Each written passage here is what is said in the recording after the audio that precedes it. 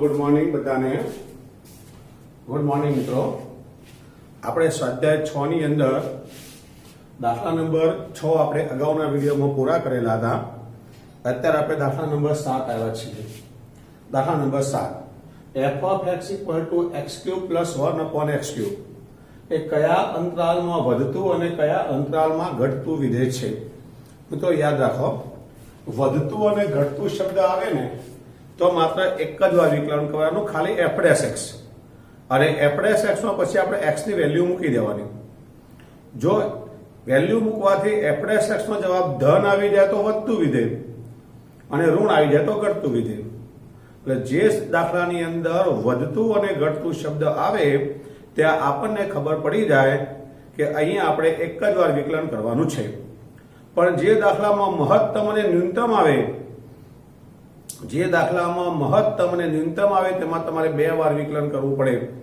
પહેલું વિકલન, બીજું વિકલન, પછી પહેલા વિકલન બરાબર 0 મૂકી દેવાનું તો તમને x ની કે ચોક્કસ કિંમતો મળશે અને એ x ની કિંમતો દ્વિતીય વિકલનમાં મૂકી દેવાના, બીજા વિકલનમાં, અને બીજા વિકલનમાં મૂકવાથી જો જવાબ >0 ધન મળે તો ન્યૂનતમ અને ઋણ મળે તો મહત્તમ।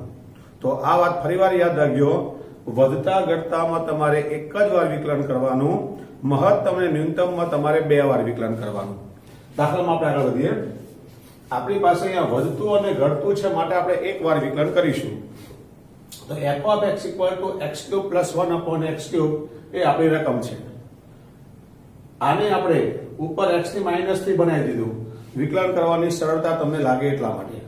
હવે f'(x) માં આનું વિકલન 3x² અને આનું વિકલન આપણે કરીએ તો પેલા ઘાત આગળ આવે તો -3x ની -3 -1 તો 3x² - 3x ની -4 તો આને લખાય 3x² - 3/x ની 4 તો આ થઈ ગયું પહેલું વિકલન f'(x).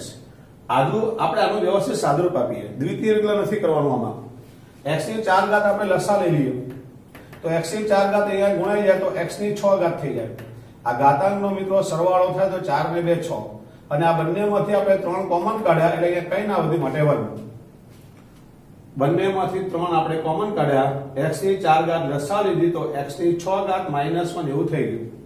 હવે x ની 6 -1 ને આપણે 10મા ધોરણ પ્રમાણે અવયવ પાડીએ। આને x ના વર્ગનો ઘન કહેવાય, આને 1 ને 1 નો ઘન કહેવાય। અને જ્યારે બે ઘન આવે ત્યારે મિત્રો આપણું સૂત્ર હતું a ઘન - b ઘન નું સૂત્ર હતું a - b બીજા કૌંસમાં a² + ab + b²। તો આ સૂત્ર પ્રમાણે આપણે આના અવયવ પાડ્યા। a નો ઘન - b નો ઘન તો a - b તો પેલા a મૂકવાનો, - b મૂકવાનો, a² + ab + b² તો આનો સ્ક્વેર કરવાનો, x² નો સ્ક્વેર x ની 4 પછી માઈનસ હોય તો પ્લસ, વચ્ચે નિશાની બદલાઈ જાય તો માઈનસ હોય તો પ્લસ, આ બેનો ગુણાકાર x² અને આનો વર્ગ 1।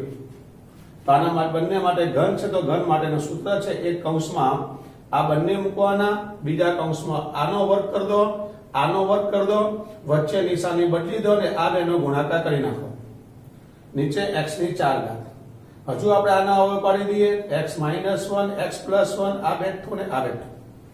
તો આ થઈ ગયું મિત્રો પહેલું વિકલન f'(x) જેનું આપણે કમ્પ્લીટ સાદું રૂપ પણ આપી દીધું। હવે એને કર્યા પછી આ જવાબ, આમાં x ની આપણે કિંમત મૂકવાની છે અને એ x ની કિંમત મૂકવાથી જો આનો જવાબ ધન આવી જાય તો >0 અને ઋણ આવી જાય તો <0, એટલે કે મિત્રો >0 તો વધતું વિધેય અને <0 તો ઘટતું વિધેય। આમાં બીજું નવું કંઈ આવતું નથી એમાં।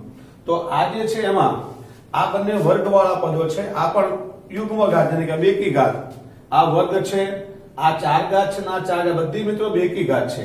બેકી ઘાતમાં તમે માઈનસ કિંમત મૂકો કે પ્લસ કિંમત મૂકો, જવાબ હંમેશા ધન જ આવે।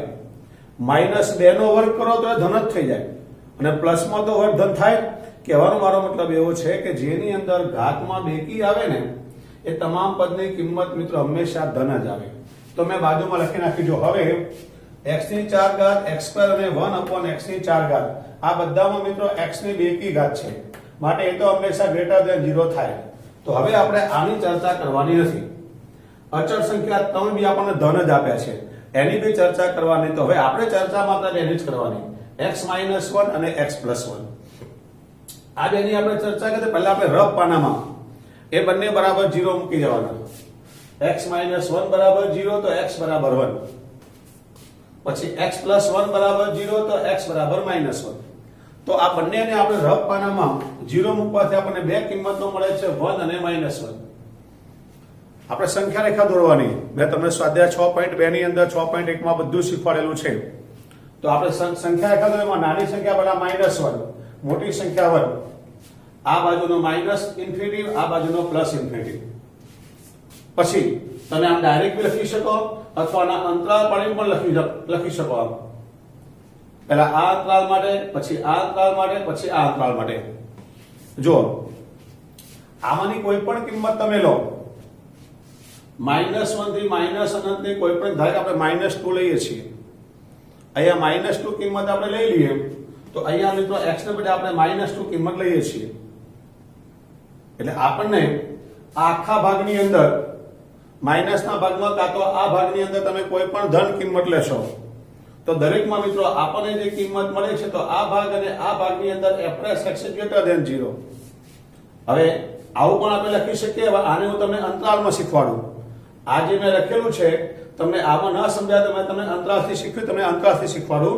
તો જો ત્યારે આને હું ભૂસી નાખું છું. અહીંથી મેં તમને શીખ્યું તે આ પ્રમાણે હતું.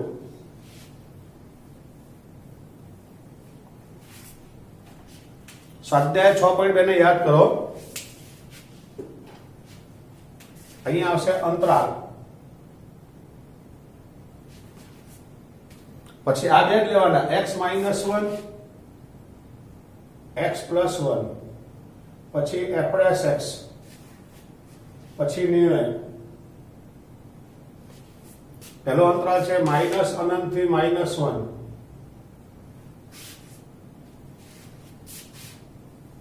બીજો છે -1 થી 1, અને ત્રીજો છે 1 થી ∞.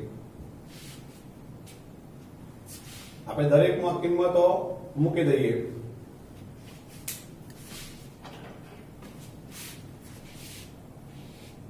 તમને આ મેથડ ફાવે તો આ મેથડ કરવાની. મેં સ્વાધ્યાયમાં તમને આ મેથડ કરાવી છે.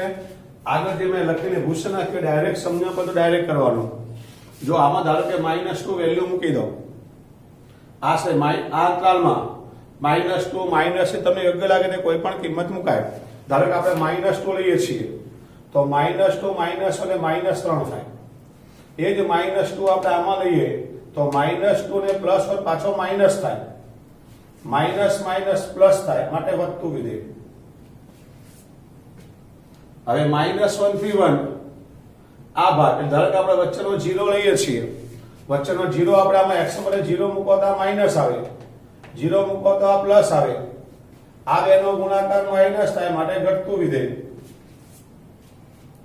હવે 1 થી અનંત, તો 1 કરતા મોટી કિંમત આપણે ધારો કે 2 કે 3 લઈએ છીએ. અહીંયા 2 લઈએ તો અહીંયા આવશે ધન કિંમત, 2 લઈએ તો અહીંયા આવશે ધન કિંમત. આ ધન કિંમત માટે વધતું વિધેય.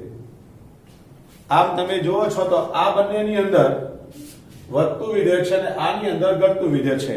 માટે આપણે લખાય એવું, માટે -∞ થી -1 અને 1 થી અનંતમાં વધતું વિધેય.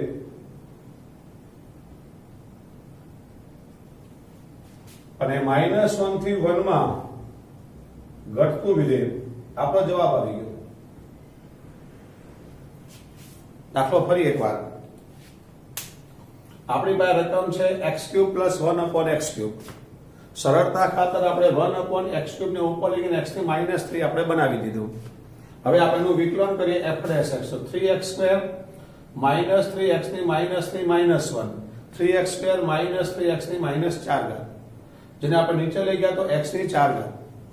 આ બંનેમાંથી આપણે 3 કોમન કાઢીએ અને x ની 4 જો લસા લઈ લઈએ તો x ની 6 - -1. આને આપણે અવયવ પાડીએ તો x ના વર્ગનો ઘન અને 1 નો ઘન. ઘનના અવયવ પાડીએ તો એક કૌંસમાં x² - 1, બીજા કૌંસમાં આનો વર્ગ કરો, આનો વર્ગ કરો, અને વચ્ચેની નિશાની બદલીને આ બેનો ગુણાકાર કરો. તો હજુ આના અવયવ પડે છે તો x - 1 અને x+1. આ અવયવ પડી ગયા પછી આ બધાની બેકી ઘાત છે માટે આ કિંમતો હંમેશા ધન એટલે આની ચર્ચા નહીં કરવાની. પછી રફ પાનામાં આપણે x - 1 બરાબર 0, x + 1 બરાબર 0 રફ પાનામાં આપણે મૂકી દેવાના. તો એને કારણે x ની બે કિંમતો મળશે -1 અને +1. પછી સંખ્યા રેખામાં એને દર્શાવી દેવાની -1 + 1, આ બાજુ -અનંત, પેલી બાજુ +અનંત. ત્યારબાદ આ જેટલા અંતરાલો બને છે એ આપણા કોષ્ટકને શીખી દીધું. અંતરાલ પછી આનો આજે બે કૌંસને આપણે ચર્ચા કરીને પણ કોઈ એક કૌંસ પહેલા લખો, બીજો કૌંસ પછી લખો, પછી f' ને નિર્ણય. હવે આમાં આપણે આ અંતરાલની કોઈ કિંમત મનમાં વિચારવાની, એક કિંમત આપણા બંનેમાં મૂકી દેવાની, x ને બદલે માત્ર નિશાની જોવાની. નિશાની ગુણાકાર પ્લસ આવી ગયો તો વધતું વિધેય. પછી આ અંતરાલની કોઈ પણ કિંમત તમારે મનમાં વિચારવાની, એક કિંમત આ બંનેમાં મૂકી દેવાની. પછી એનો ગુણાકાર કરવાનો, માઈનસ આવ્યો તો ઘટતું વિધેય, એવી રીતે આની કિંમત લેવાની, પ્લસ આવ્યો તો વધતું વિધેય. માટે આ ભાગમાં વધતું વિધેય, આ ભાગમાં પણ વધતું વિધેય, આ ભાગમાં ઘટતું વિધેય. આપણો જવાબ આવી ગયો. બોલો આવડી ગયો બરાબર? દાખલા નંબર 8 આવે.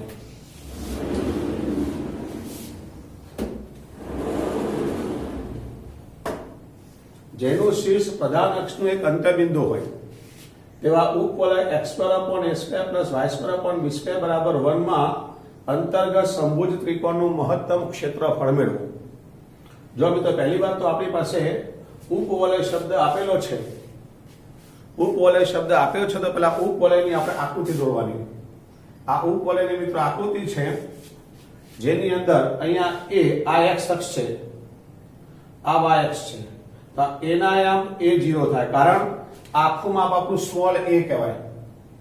આખું માપ સ્મોલ a કહેવાય. આ પણ a કહેવાય, પણ આ ડાબી સાઈડમાં છે, આ ઉગમ બિંદુ છે. તો ઉગમ બિંદુથી આ બાજુના ભાગમાં છે એટલે -a લખાય. આમાં માઈનસ, બાકી આ અંતર a છે, આ બી અંતર a છે. તો આને a0 કહેવાય, આને -a0 કહેવાય. એવી રીતે આ અંતર b છે, આ અંતર પણ b છે. આ b છે માટે એને 0b લખાય, કારણ કે y અક્ષ છે.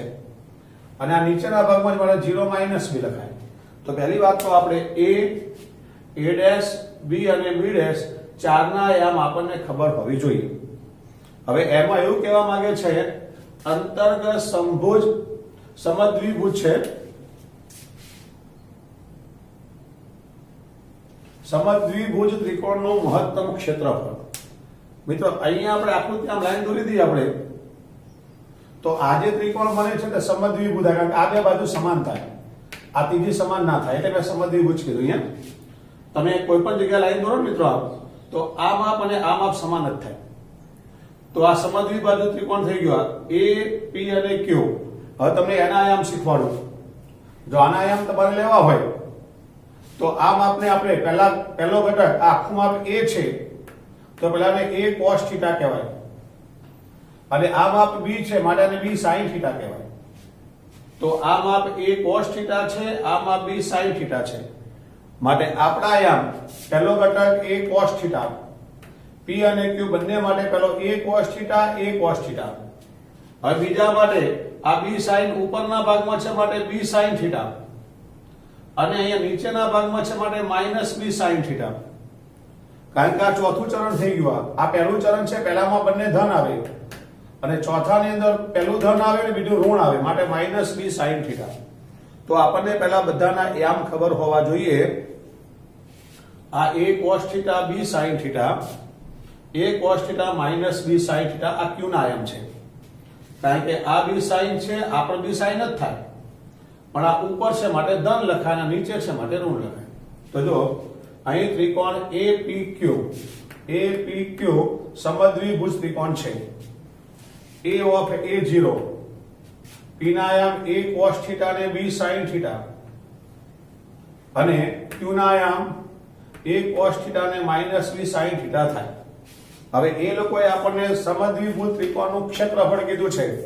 આ ત્રિકોણનું આપણે ક્ષેત્રફળનું સૂત્ર લખવાનું રહેશે. તો ત્રિકોણ APQ નું ક્ષેત્રફળ, મિત્રો ક્ષેત્રફળનું સૂત્ર 1/2 પાયો ગુણ્યા વેધ. 1/2 આને પાયો કહેવાય, આને વેધ કહેવાય. આ ત્રિકોણ છે આ, તો આ પાયો PQ પાયો કહેવાય અને AM વેધ કહેવાય. તો PQ પાયો અને AM વેધ. હવે 1/3 તો PQ નું માપ કેટલું થાય? તો P અને Q નું માપ આ B sin છે ને આ પણ B sin છે, તો B sin અને B sin માટે 2B sin θ. અને an કેટલું થાય? તો આ મિત્રો A cos θ છે ને આ A છે, આ માપ A કહેવાય અહીંયા, અને આ A cos θ, કારણ કે આપણે A cos θ તો અહીંયા A cos θ કહેવાય m ના, તો A minus A cos θ. આ A0 છે, અહીંયા m ના m લખવા હોય તો A cos θ અને 0 એવું લખાય, A cos θ 0 એવું લખાય, તો A minus A cos θ am કહેવાય. હવે આનું આપણે સાદું કરી દીધું, 2 2 ઉડી ગયા, B sin θ આ બેમાંથી એક કોમન, 1 minus cos θ. એને આપણે આગળ મૂક્યા તો AB sin θ 1 minus cos θ. આને મિત્રો ત્રિકોણ APQ નું ક્ષેત્રફળ કહેવાય, જેને આપણે f of θ અથવા f of x નામ આપતા હતા. આપણું મેઇન સમીકરણ આવી ગયું. મેઇન સમીકરણ આવ્યા પછી પહેલી વાર વિકલન કરીશું, બીજી વાર વિકલન કરીશું, પછી પહેલી વાર વિકલન બરાબર 0 મૂકી આપણે θની કોઈ ચોક્કસ કિંમત લાવીશું. એ θની ચોક્કસ કિંમત આપણે આમાં મૂકી દઈશું દ્વિતીય વિકલનમાં. જવાબ જો લેસ ધેન 0 આવે તો મહત્તમ, ગ્રેટર ધેન 0 આવે તો ન્યૂનતમ. પછી એ θની કિંમત પાછા આપણા ક્ષેત્રફળમાં મૂકી દઈશું, એ આપણા ક્ષેત્રફળનો જવાબ કહેવાય. કરીએ આપણે તો આ dA/dθ મિત્રો આ ક્ષેત્રફળ A બરાબર કહેવાય, આ ક્ષેત્રફળ A બરાબર. હવે dA/dθ તો આપણે આનું વિકલન કરીએ તો આ AB અચળ સંખ્યા બેઠી m ના m, આ બેના માટે ગુણાકારનો નિયમ વાપરવાનો. ગુણાકારનો નિયમ છે તો પહેલું પદ m ના m, આનું વિકલન કરો તો 1 નું 0 થાય, માઈનસ cos નું માઈનસ થાય, પ્લસ બીજું પદ m ના m તો 1 minus cos θ m ના m, અને sin નું વિકલન cos θ. ટૂંકમાં આપણે આ બેના માટે ગુણાકારનો નિયમ વાપર્યો છે. પહેલું પદ m ના m, બીજા પદનું વિકલન કર્યું આપણે, 0 થાય, cos નું માઈનસ થાય. હવે બીજું પદ m ના m અને sin નું વિકલન cos θ. કૌંસ છોડી દઈએ, આ sin θ minus minus plus sin θ, 1 minus cos θ અને cos θ. આનું લખાય sin સ્ક્વેર θ, કૌંસ છોડી દઈએ તો cos θ minus cos સ્ક્વેર θ. આમાં cos ને આપણે એમને એમ રહેવા દઈએ, અને આ બંનેમાંથી આપણે માઈનસ જો કોમન કાઢી દઈએ તો cos square minus sin square, જે cos 2θ નું પહેલું સૂત્ર છે, તો cos square minus sin square ને બદલે આપણે cos 2θ મૂકી દીધું. આ બંનેમાંથી આપણે માઈનસ ની જો કોમન કાઢી લઈએ તો cos square minus sin square, જે cos 2θ નું પહેલું સૂત્ર છે, તો cos θ minus cos 2θ એવું આપણને dA/dθ માં મળે છે, જે આપણું પહેલું વિકલન થઈ ગયું. હવે દ્વિતીય વિકલન d²A/dθ², તો આ AB cos નું વિકલન minus sin θ માઈનસ cos નું વિકલન minus sin 2θ, પાછું 2θ નું 2, cos નું minus sin 2θ અને 2θ નું 2, તો AB minus sin θ minus minus plus 2 sin 2θ. આ દ્વિતીય વિકલન આપણને મળે છે. બંને વિકલન મળી ગયા પછી મહત્તમ કે ન્યૂનતમ મૂલ્ય માટે પહેલું વિકલન બરાબર 0. આજે આ પહેલું વિકલન આપણે લખ્યું તો dA/dθ બરાબર 0, તો આની કિંમત AB cos θ minus cos 2θ એના બરાબર 0. તો AB પેલી બાજુ 0 થઈ જાય, તો cos θ minus cos 2θ બરાબર 0. હવે આ θ છે અને θના સ્વરૂપમાં લાવવા માટે cos 2θ નું બીજા નંબરનું સૂત્ર યાદ કરીએ આપણે, તો 2 cos square θ minus 1, cos 2θ નું બીજા નંબરનું સૂત્ર થાય 2 cos square θ minus 1, તો cos θ minus 2 cos square θ minus minus plus 1 બરાબર 0. નિશાની આપણે બદલી દઈએ તો 2 cos square θ minus cos θ minus 1 બરાબર 0 એવું આપણને એક સમીકરણ મળે છે. આ સમીકરણને આપણે અવયવ પાડીએ તો 2 એકા 2 ના ભાગ પાડીને 1 આવે, 2 એકા 2, તો -2 અને +1 આપણે અવયવ પડ્યાના, -2 અને +1 અવયવ પડે આપણે પાડી દીધો. જો 2 cos square θ -2 અને +1 cos θ, -2 cos θ +1 cos θ -1 બરાબર 0. જે આપણું સમીકરણ હતું મિત્રો દ્વિઘાત સમીકરણ, એના આપણે અવયવ પાડીએ છીએ. તો 2 cos square θ -2 cos θ cos θ -1 બરાબર 0. તો આમાંથી 2 cos θ આપણે કોમન લઈ લઈએ તો cos θ -1, આ બેમાંથી 1 કોમન તો cos θ -1 બરાબર 0. તો એક કૌંસમાં મિત્રો cos θ -1, બીજામાં 2 cos θ +1 બરાબર 0. તો cos θ -1 બરાબર 0, 2 cos θ +1 બરાબર 0. તો cos θ ની કિંમત આમાં 1 આવી ગઈ, આમાં -1/2 આવી ગઈ. હવે cos ની કિંમત ત્રિકોણમિતિ આપણે કોષ્ટકમાં જોવાનું. cos ની કિંમત 1 ક્યારે આવે તો 0 હોય ત્યારે. cos 0 ની કિંમત 1 થાય તો θ બરાબર 0, એટલે ખૂણો 0 થાય. તો મિત્રો અહીંયા આપણે આકૃતિમાં જો ખૂણો આપણે 0 બતાવીએ, θ ખૂણો આપણે જો 0 બતાવીએ તો શક્ય છે નહીં. તો આ ત્રિકોણ જ ના બને ને, ત્રિકોણમાં ખૂણો 0 હોય નહીં, માટે θ બરાબર 0 શક્ય નથી. હવે આમાં જોઈએ cos θ બરાબર cos, મિત્રો માઈનસ આપણે પાઈ માઈનસ કરીએ, કારણ કે cos ની વેલ્યુ માઈનસ ઓલ એસટીસી નિયમ પ્રમાણે cos અહીંયા માઈનસ આ મને પાઈ માઈનસ કહેવાય. આ ભાગને મિત્રો પાઈ માઈનસ કહેવાય. તો પાઈ માઈનસ અને cos ની કિંમત 1/2 ક્યારે આવે 60 π/3 હોય ત્યારે.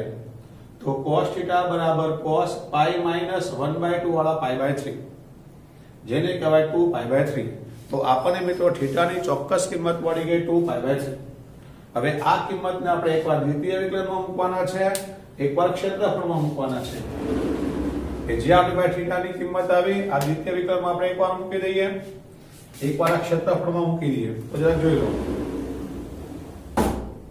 આ દ્વિતીય વિકલન d² upon dθ² બરાબર ab -sin θ + 2 sin 2θ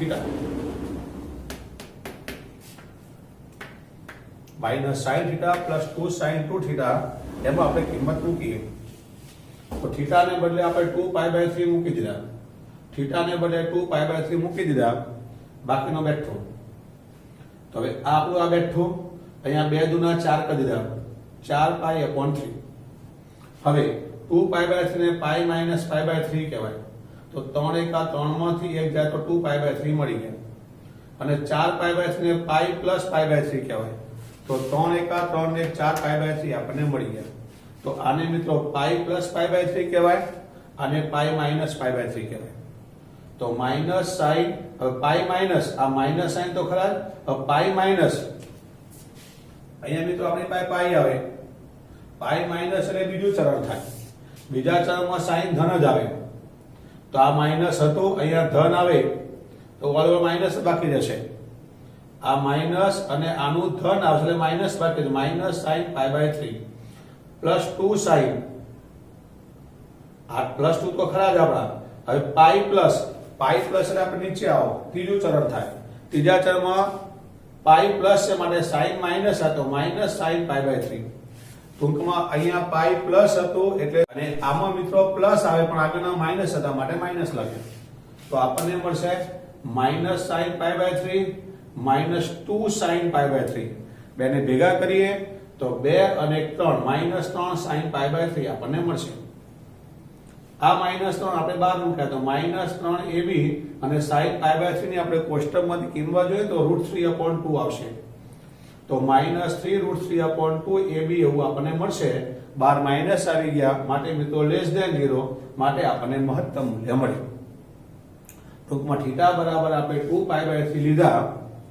એ વખતે આપણે દ્વિતીય વિકલનમાં θ ની કિંમત મૂકી આપણે સાદુરૂપ આપ્યું તો એનો જવાબ આપણને માઈનસ મળે છે.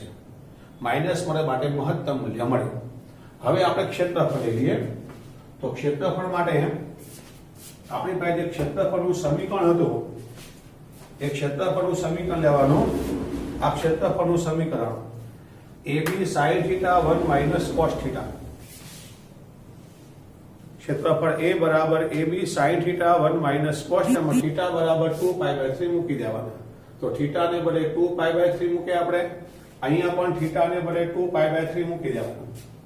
હમણાં કર્યું એવું જ, આ ab sin 2 π/3 એટલે pi minus π/3, 1 - cos 2 π/3 i minus π/3. આ ab બેઠા છે. હવે પાઈ માઈનસ એટલે બીજું ચરણ, આ પાઈ માઈનસ એટલે બીજું ચરણ. બીજામાં સાઈન ધન જ આવે માટે ધન, સાઈન π/3 ને આગળ ધન મૂકી દીધા. અહીંયા 1 માઈનસ, હવે cos પાઈ માઈનસ હવે પાઈ માઇનસ એટલે બીજું ચરણ, બીજામાં cos માઇનસ આવે તો એનો માઇનસ અને આ માઇનસ આપણે પ્લસ કરી નાખ્યા. આ પાઈ માઇનસ એટલે બીજું ચરણ થાય, પાઈ માઇનસ એટલે બીજું ચરણ થાય, બીજામાં cos માઇનસ આવે તો એ માઇનસ અને આ માઇનસ એટલે આપણે પ્લસ કરો, પ્લસ cos પાઈ બાય 3. હવે આપણે બેની કિંમતો મૂકી દઈએ.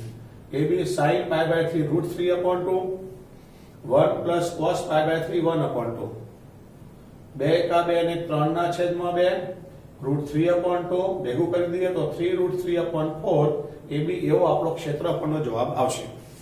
દાખલો ફરી એકવાર.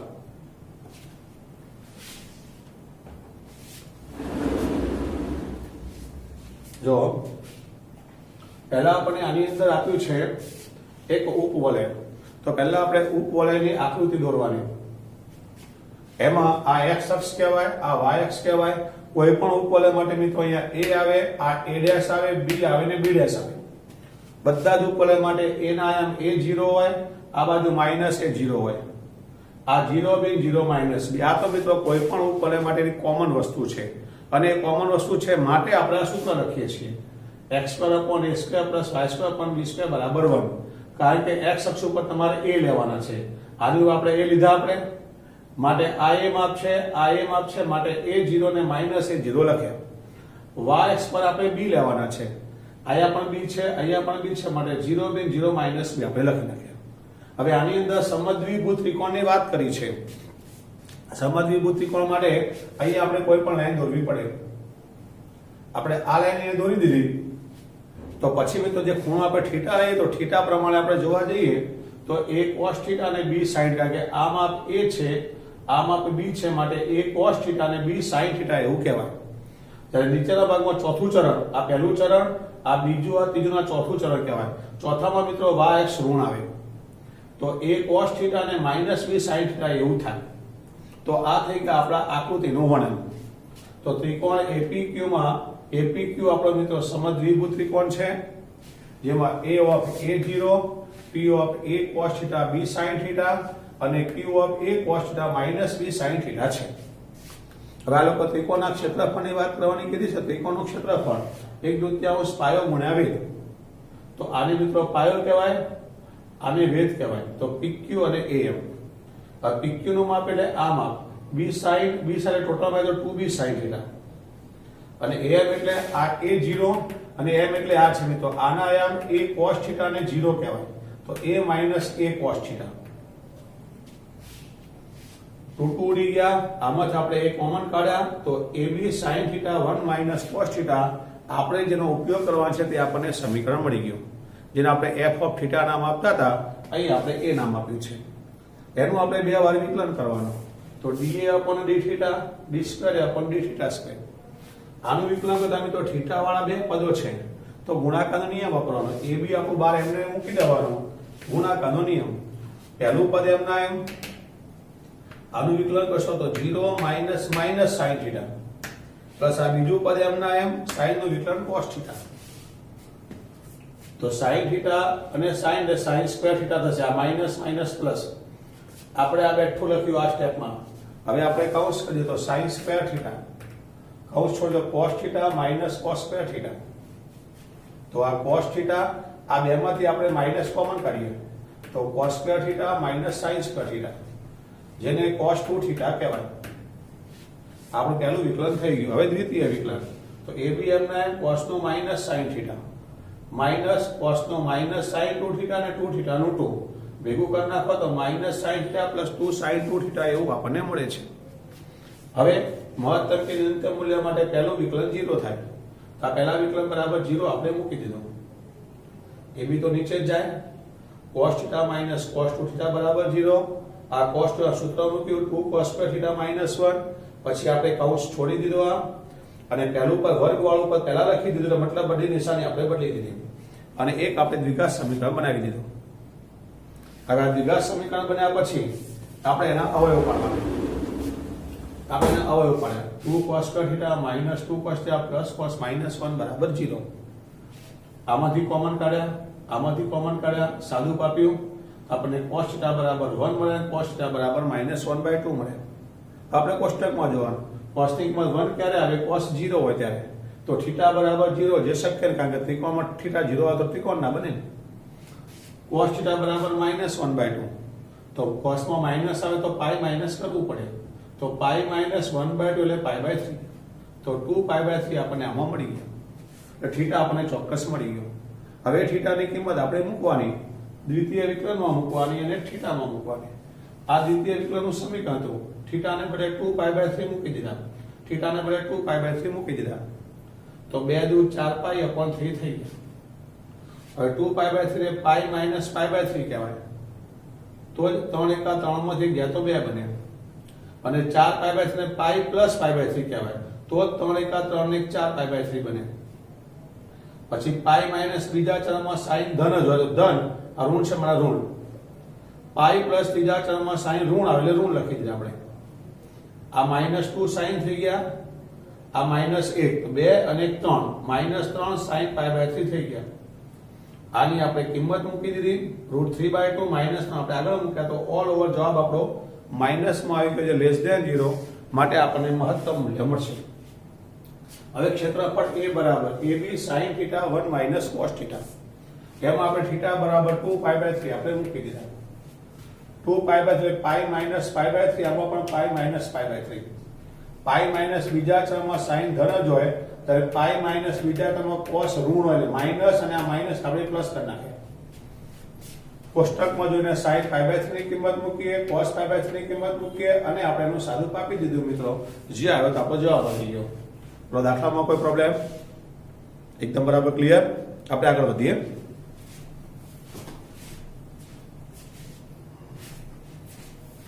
અહીંયા મિત્રો આપણે આ વિડિયોને પૂરો કરી દઈએ આ વિડિયો આપણે સ્ટોપ કરી નવો દાખલો આપણે નવા વિડિયોમાં લઈએ બરાબર ઓકે ચલો થેન્ક યુ